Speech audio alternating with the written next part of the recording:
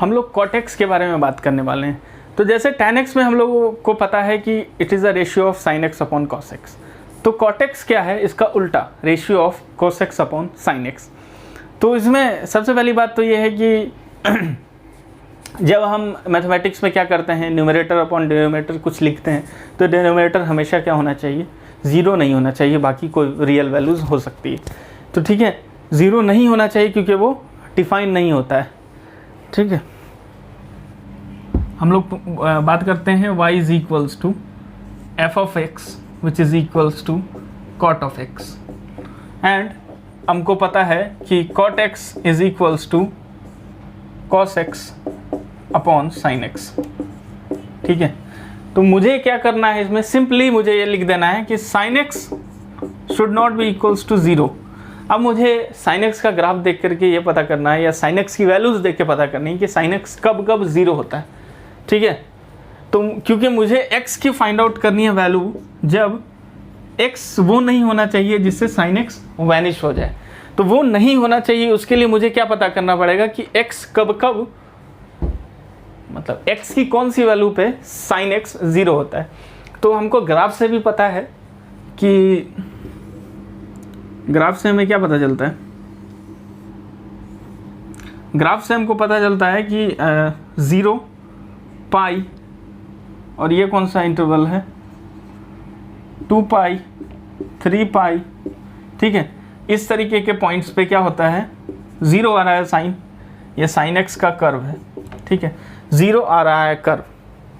अच्छा, मैं सिमेट्री से इस चीज़ को प्रूफ करना चाहता हूँ कि साइन माइनस पाई, -2 पाई, -3 पाई, यानी -n पाई, और साइन पाई, साइन 2 पाई, साइन 3 पाई, ये सारे क्या होते हैं, ज़ीरो होते हैं। मुझे सिमेट्री से प्रूफ करना है। क्यों मुझे प्रूफ करने की क्यों ज़रूरत पड़ी, क्योंकि मुझे एक आशंका क्या आती है, साइन ऑफ -x होता है साइन x।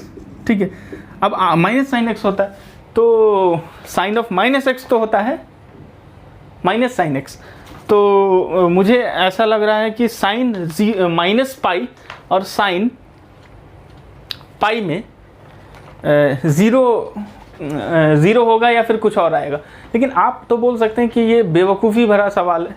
आप तो ये कह सकते हैं कि ये कैसा सवाल है, 0 टाइम्स एनीथिंग इज 0, यानी 0 टाइम -1 इज ऑल्सो 0। तो ये ठीक सवाल है, मगर मैं एक और चीज़, ये अंडरस्टैंडिंग आपके अंदर पैदा करना चाहता हूँ कि एक्चुअली में साइन एक्स जो है ना, बाकी वैल्यूज़ के लिए सिमेट्री शो नहीं करता है, मगर n पाई के लिए सिमेट्री शो करता है। सिमेट्री शो करता है, इसका मतलब क्या होता है, मैं आपको एक ग्राफ बनाता हूँ अभी यहाँ पे। अगर मैं इस तरह से ग्राफ बनाऊँ ये साइन एक्स का, अब मैं क्या करूंगा, यहाँ पे कोई ग्राफ नहीं बनाऊंगा, सिर्फ एक पॉइंट बनाऊंगा। ठीक है, और मैं इसको लेकर के इस तरह से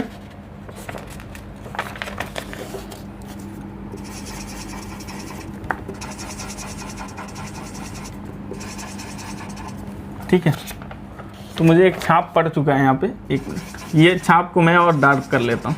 तो यानी इससे ये पता चल रहा है कि ये सारे पॉइंट्स जो है ना, यानी अगर आप साइन पाई पे देखो, 2 पाई पे देखो, माइनस पाई पे देखो, और -2 पाई पे देखो, तो यानी साइन जो है ना वो क्या होता है, साइन n पाई इज 0, और साइन n पाई इज 0।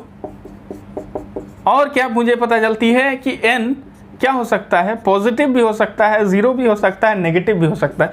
इसके बारे में हमने चर्चा किया था इससे पहले, बट मैंने सिमेट्री से एक चीज़ का प्रूफ निकाला कि भाई यूजिंग सिमेट्री ये सुपरपोज हो रहा है, यानी ये सब वैल्यूज़ जो है ना इक्वल आ रही है। तो ठीक है, तो मैं एक बात कह सकता हूँ कि मैंने बस एक सिमेट्री का इम्पोर्टेंस बताया है। तो n पाई क्या हो सकता है, n पाई नहीं होना चाहिए, x should not be equals to n pi, और n क्या है, इंटीजर है। मुझे ये बात बताना पड़ेगा, और इंटीजर है मतलब माइनस भी है और प्लस भी है और 0 भी है, इसीलिए तो ये चीज़ हमने डिफाइन कर दिया। तो एक्चुअली में क्या होगा, कॉट एक्स डिफाइन कब होगा, जब x not equals to n pi होगा।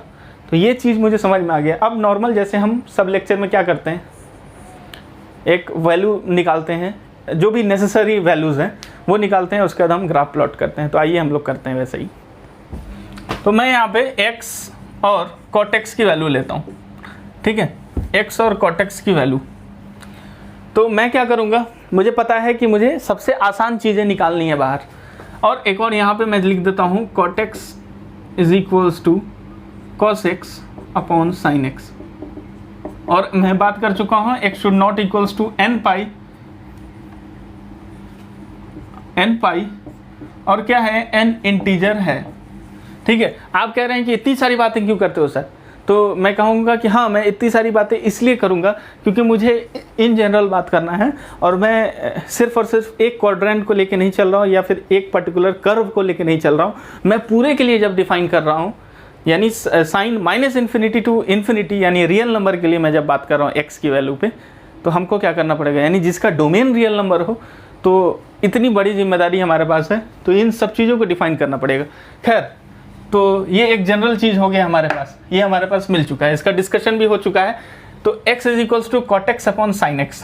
तो x0 सबसे आसान वैल्यू पे हम देखेंगे, x0 पे क्या होगा, cos 0 अपॉन साइन 0। तो यहाँ पे क्या हो जाएगा, ये इन्फिनिटी हो जाएगा। क्या होता है, cos 0 होता है 1, और ये हो जाता है साइन 0 0 होता है। तो 1 ओवर 0 इन्फिनिटी हो जाएगा। फिर मैं क्या करूँगा, π/2 पे निकालूंगा। अब मुझे पता है कि साइन π/2 होता है 1, और मुझे पता है कि cos π/2 होता है 1, और साइन π/2 होता है, अब मुझे पता है कि cos π/2 होता है 0, साइन π/2 होता है 1, ठीक है। तो ये तो आ गया 0 मुझे, ठीक है। अब मैं देखूंगा पाई पे, ठीक है, मैं पाई के मल्टीपल्स में देख रहा हूँ, जो भी आसान चीज़ें मैं देख रहा हूँ। तो पाई पे क्या होगा, अपने को पता है कि यहाँ पे तो दिक्कत हो गया क्योंकि n पाई वाली थिंग आ गई। तो ये क्या होगा, cos pi upon sine pi. But ठीक है, आपकी तो मैं प्रॉब्लम समझ रहा हूँ कि हाँ यहाँ पे 0 हो रहा है, बट मैं क्या करूँगा 1/0। बट cos x की cos पाई की वैल्यू क्या है, हमको पता है, यूजिंग ग्राफ से भी हम बता सकते हैं कि यहाँ पे आ जाता है पाई, तो ये नेगेटिव हो जाता है, तो -1 आ जाता है cos पाई की वैल्यू। तो माइनस जब लग जाता है किसी चीज़ में, तो क्या हो गया, इट टेंड्स टू -इन्फिनिटी। तो ये हो गया -इन्फिनिटी। अब मुझे क्या ज़रूरी है और कोई पॉइंट लेना, मैं बोलूँगा नहीं, मुझे ज़रूरत नहीं है, मुझे 3 पॉइंट बहुत इनफ है। ये मेरा एक अजम्पशन हो गया कि ये मेरा एक अपनी एक अंडरस्टैंडिंग हो गई कि मुझे 3 पॉइंट इनफ है। बट क्या ग्राफ में जाकर के क्या हम फंसेंगे, चलिए आइए देखते हैं।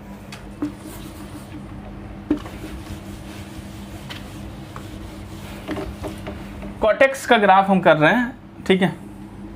तो cot x का ग्राफ में हम पहले एक चीज़ देखते हैं, it will not pass through origin. तो मैं क्या करता हूँ, ओरिजिन मुझे इधर कहीं पे लेना पड़ेगा, ठीक है,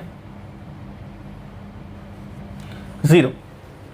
अब क्योंकि it will not pass through 0, तो मैं एक वैकेंसी बना देता हूँ यहाँ पे खूबसूरत सा, मतलब it will not pass through 0, यानी 0 से पास नहीं कर रहा है, इससे हमको पता चल रहा है। तो मुझे क्या आ रहा है, π/2 पे क्या आ रहा है, 0। तो 0 से हम चले तो हम π/2 पे पहुँचे, तो मैं एक ये बना दिया, ठीक है। तो मुझे एक ये मिला कि x इज इक्वल्स टू π/2 पे आता है y0, यानी x इक्वल्स π/2, ठीक है। x इक्वल्स टू पाई, यहाँ पे अब से जब इन्फिनिटी वाले पॉइंट्स होंगे ना, तो हम उसको ऐसे वैकेंसी दे देंगे। ओह, मुझे अच्छा लग रहा है देखने में, काफ़ी, आपको भी शायद काफ़ी अच्छा लग रहा होगा। और क्योंकि वैकेंसी बनाने से बहुत खूबसूरत दिखता है, वो समझ में आ जाता है कि कुछ तो प्रॉब्लम है यहाँ पे। तो अब मुझे ग्राफ प्लॉट करना है, बट ग्राफ ऐसा भी हो सकता है, ग्राफ इस तरह से भी हो सकता है, इस तरह से भी तो हो सकता है, नहीं इस तरह से नहीं हो सकता, मतलब कुछ तो मुझे एक पॉइंट चाहिए कि यहाँ पे किस तरह से बिहेवियर शो कर रहा है इस रीजन में या इस रीजन में। तो उसके लिए मैं एक चीज़ कहता हूँ कि मुझे π/4 पे भी वैल्यू चाहिए और -π/4 पे भी वैल्यू चाहिए। π/2 प्लस π/4 क्या हो, यहाँ पे ये क्या हो जाएगा, तो ये हो गया π/4, ठीक है। तो मुझे π/4 पे कुछ चाहिए, और मैं इसलिए π/4 ले रहा हूँ क्योंकि मुझे पता है कि रेशियो 1 आता है sin x upon cos x का, ठीक है। तो ये π/4 यहाँ पे मिल गया मुझे, तो यहाँ पे भी मुझे चाहिए π/2 प्लस π/4, यहाँ पे आता है यहाँ पे 3π/4। तो 3π/4 पे क्या वैल्यूज आएगी, तो इतना पता है कि 1 तो आएगा, लेकिन नेगेटिव आएगा कि पॉजिटिव ये नहीं पता है हमको। तो मैं चेक कर लेता हूँ, मुझे एक्चुअली में ये लेना चाहिए था -π/2 टू π/2, तो मुझे आसानी होता -π/4 और π/4 निकालने में। बट फिर भी अगर मैंने कर दिया तो क्या दिक्कत है, मैथमेटिक्स में कोई रिस्ट्रिक्शन तो है नहीं, तो मैं करता हूँ ऐसे ही। तो मुझे क्या पता करना है, π/4 पे, 3π/4 पे, ठीक है। तो मुझे एक थोड़ा अलग सोचना पड़ेगा, बट इससे आपकी अंडरस्टैंडिंग बेटर भी हो सकती है। क्या बेटर हो सकती है कि हम इस रीजन में हम चेक करेंगे, ताकि मुझे एक और ग्राफ का एक फ़ायदा मुझे मिले। तो ग्राफ का फ़ायदा मुझे क्या मिलता है, 3π/4 पे मुझे चेक करना है, ठीक है। तो यानी π/2 यहाँ हो गया और पाई हो गया, 3π/4। अर्थ क्या होता है इसका कि 3/4 यानी ये 1 से छोटा होगा, यानी 3/4 थे लेस देन 1 ना, तो 1 से छोटा होगा, तो यानी 1 से छोटा होगा, यानी π/2 से पाई के बीच में होगा, है ना। तो इसका मतलब ये रीजन कोई है, तो ये पॉजिटिव रीजन हो गया। अब cos x के लिए मैं देखूंगा, है ना, पॉजिटिव रीजन हो गया, इसके बीच में कहीं होगा, चलो यहाँ पे होगा, तो ये कोई पॉजिटिव रीजन हो गया। और मुझे पता है कि sin x upon cos x होता है, मतलब फॉर π/4 के लिए 1 होता है, बट मुझे 3π/4 के लिए पता करना है। तो मैं क्या कर रहा हूँ, एक और ग्राफ ड्रॉ कर रहा हूँ इस तरह से। तो यहाँ हो गया 0 और ये हो गया π/2 और ये हो गया पाई, और अपने को पता है π/2 से π/4 के बीच में ही हमको चेक करना है, ठीक है। तो यहाँ पे हमको ये पता चलता है कि यहाँ कहीं पे होगा वो 3π/4 का पार्ट, तो ये नेगेटिव आ गया, मतलब ये है कि यहाँ पे क्या होगा, हमको -1 आएगा। तो यहाँ पे हम कुछ -1 का सुविधा कर लेते हैं, ठीक है। तो यहाँ पे एक पॉइंट मिल जाएगा हमको -1 का, बहुत अच्छा मुझे लगा ये करने के बाद, और क्योंकि एक अंडरस्टैंडिंग अच्छी पैदा हुई। तो π/4 पे क्या आएगा, 1 आएगा, वो तो मुझे पता ही है, ठीक है। तो 1 आएगा, तो मैं यहाँ पे कर लेता हूँ, ठीक है। अब हम क्या करते हैं, इस ग्राफ को इस तरह से मिला लेते हैं। तो ये ग्राफ कुछ इस तरह से आ रहा है, ठीक है। तो ऐसा नहीं लगता है ये tan x का ग्राफ का उल्टा है, यानी tan x और cot x के ग्राफ को मिलाओ तो इस तरह से बनता है, ये शेप आता है, ठीक है। तो ये क्या हो गया, cot x का ग्राफ, और ये हो गया tan x का ग्राफ। तो एक तरीके से आप तुक्का भी ले सकते हैं इसको, कि इस तरह आप डमरू टाइप बना लें और cot x और tan x का ग्राफ समझ लें आसानी से, ठीक है। और यहाँ पे मतलब इस तरीके का ग्राफ आप समझ सकते हैं। तो इससे पता चल गया cot x है, और कैसे समझेंगे cot है, तो ये सी शेप जैसा दिख रहा है यहाँ पे, तो मतलब एक आप अपने से बना सकते हैं। और ये tan x का है, तो मुझे ग्राफ का वो मिल गया, ठीक है। एक्चुअली मुझे ना पहले लगता था जब मैं 11th-12th में था, तो ये इसको मैं डांसिंग ग्राफ बोलता था। तो वो अपना अपना सबका वे होता है समझने के लिए, बट एक थोड़ा आइडिया होना ज़रूरी है हमको कि कैसा दिखता है। याद मत करो, बट एक आइडिया होना चाहिए, क्योंकि वो बहुत काम आता है हमको, ठीक है। हम ह्यूमन बीइंग हैं, हमारे अंदर ये है कि हम आइडिया डेवलप कर सकते हैं अलग अलग।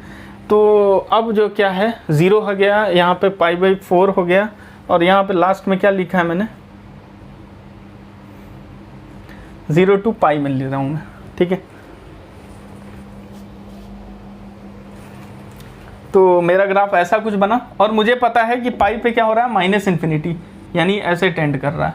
और ये 0 पे क्या हो रहा है, 0 पे अप्रोच कर रहा है इन्फिनिटी को, +∞ को, और ये कर रहा है -∞ को। ये हो गया हमारा cot x का ग्राफ, ठीक है।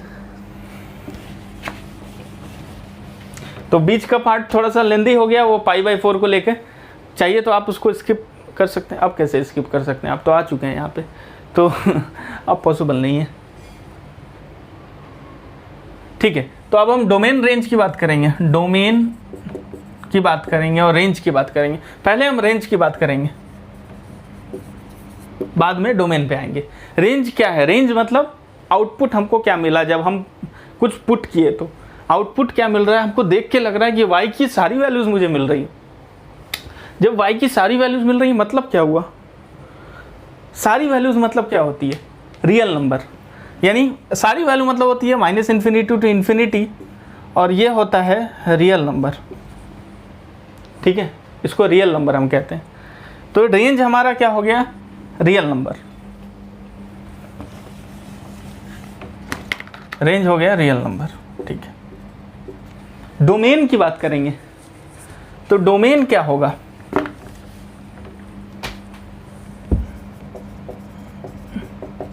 डोमेन मतलब होता है कि x कौन सी वैल्यू हम पुट कर सकते हैं इस फंक्शन में।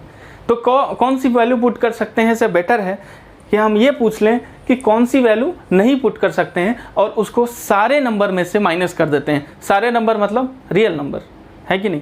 तो real number minus what ever number which cannot be put. तो जो चीज़ हम पुट नहीं कर सकते हैं वो नंबर को निकाल देंगे। तो कौन से नंबर पुट नहीं कर सकते हैं? तो हमने खूब सारी चर्चा की थी 10x में कि 2n + 1 π/2 को पुट नहीं कर सकते हैं क्योंकि cos x 0 होता है। अब क्या होगा? cot x में क्या चर्चा किए थे हमने कि x = nπ नहीं होगा, यानी बेसिकली हमको nπ से कोई दुश्मनी नहीं है। मुझे इस बात की प्रॉब्लम है कि sin x जो है वो 0 नहीं होना चाहिए, बस ये है। इसीलिए nπ नहीं होगा इसके अंदर। तो nπ इस पार्टी का हिस्सा नहीं होंगे। तो क्या हो गया? डोमेन ऑल रियल नंबर, सारे नंबर, इसको मैं हिंदी भाषा में कह रहा हूँ, सारे नंबर माइनस क्या होगा? nπ minus nπ। ठीक है, अब आप मैथमेटिक्स कर रहे हैं, ठीक है। यदि यह कविता होती तो हम यहीं पे रुक जाते, कहते हुए कि क्या अच्छा है, सारे संसार में से कुछ को हम निकाल बाहर कर रहे हैं। तो ठीक है, तो यहाँ पर आगे बढ़ना पड़ेगा कि n क्या है? वो इंटीजर है, बस इतनी सी बात। और मैंने पहले भी डिस्कशन किया है कि इंटीजर है, और माइनस में भी और प्लस में भी सारी चीज़ें हमने डिस्कशन की कि क्यों माइनस के लिए -z, मतलब माइनस एक्चुअली क्या होता है कि इंटीजर्स जो होते हैं उसको हम +z लिख सकते हैं और मगर -z नहीं नोटेशन होता है, उसका नोटेशन नहीं होता है -z। तो हम क्या है कि n इंटीजर हो सकता है और प्लस और माइनस दोनों के लिए साइन फंक्शन डिफाइन है। तो डोमेन और रेंज हमको समझ में आ गया। अब हम आखिरी में क्या आते हैं? आखिरी में हम एज यूजुअल जैसे आते हैं पीरियड के ऊपर। तो 10x के बारे में आप एक चीज़ देखेंगे जो मुझे भी थोड़ा अलग लगा। क्या अलग लगा? कि अगर इसके सामने एक और ग्राफ आप बना ले तो कुछ इस तरह का बिहेवियर शो करेगा। ठीक है, और आप एक चीज़ देखें कि मैं यहाँ पे 0 देख रहा हूँ, तो 0 पे क्या हो रहा है?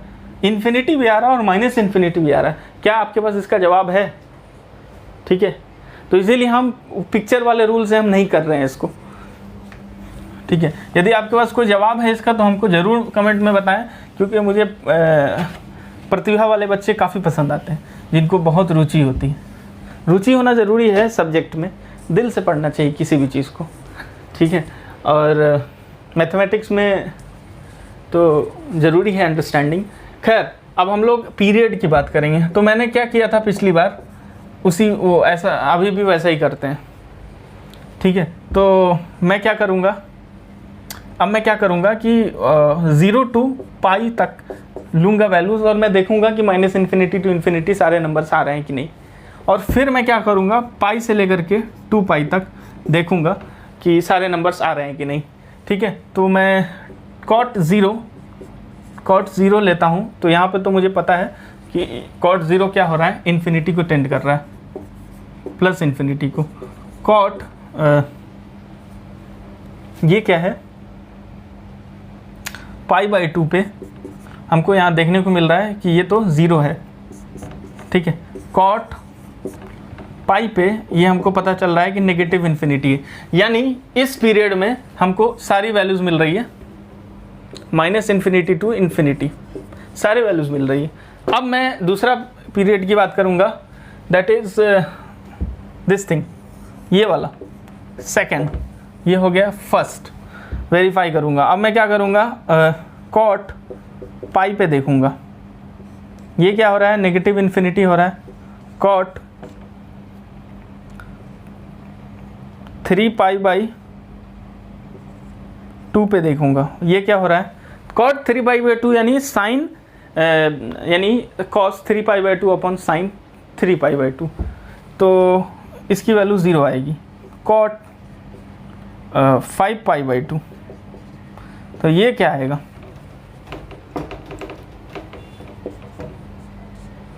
कॉट 5π/2 कितना होता है,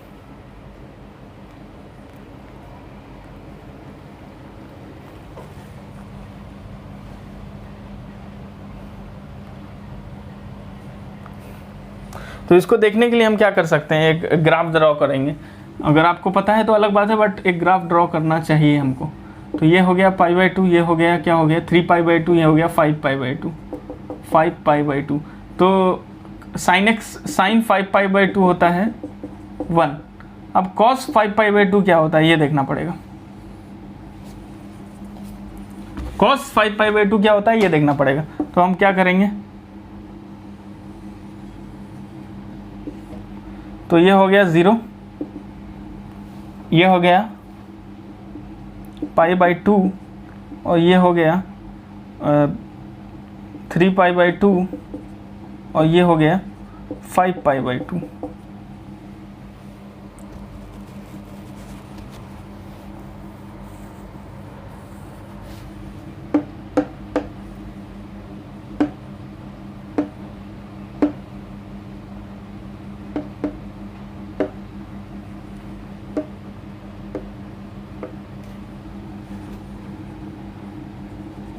π/2 ये हो गया,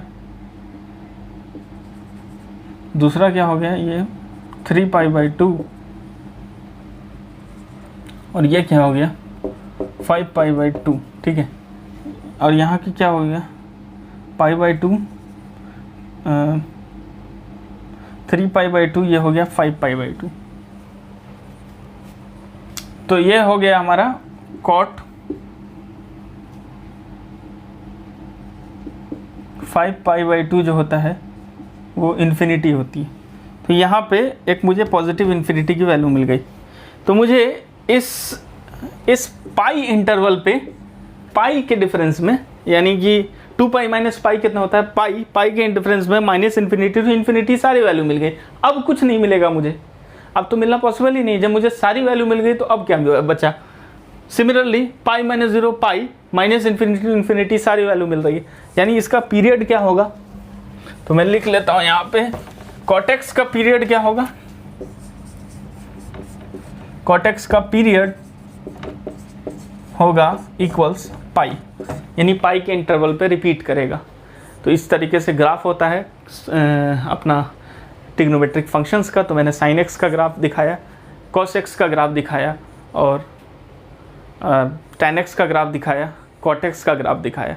खूब सारी इसमें चर्चा हुई, सिर्फ ग्राफ नहीं था, इसमें हमने बहुत सारी चीज़ फाइंड आउट की कि कब ज़ीरो होता है, कब नहीं ज़ीरो होता है, डिनोमिनेटर की इंपॉर्टेंस, कि डिनोमिनेटर ज़ीरो हो जाए तो क्या होता है प्रॉब्लम, ठीक है। कौन, और एक और टाइम फंक्शन में आपको कुछ खास बात बताई थी मैंने बीच में लेक्चर में, वो भी देखिए ज़रूर। और खूब सारा डिस्कशन हुआ है इस टॉपिक पे। तो अगला टॉपिक हम लोग लॉगरिथमिक फंक्शन और एक्सपोनेंशियल फंक्शन, या फिर आगे पीछे, ये दोनों को हम लोग करेंगे। और उसके बाद हम लोग ये फंक्शन का पूरा चीज़ ख़त्म हो जाएगा।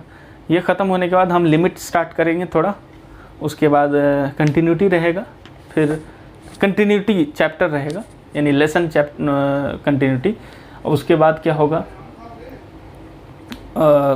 डेरिवेटिव्स के बारे में हम बात करेंगे, इंटीग्रल्स के बारे में बात करेंगे, और इसी के साथ हमारा कोर्स ख़त्म हो जाएगा।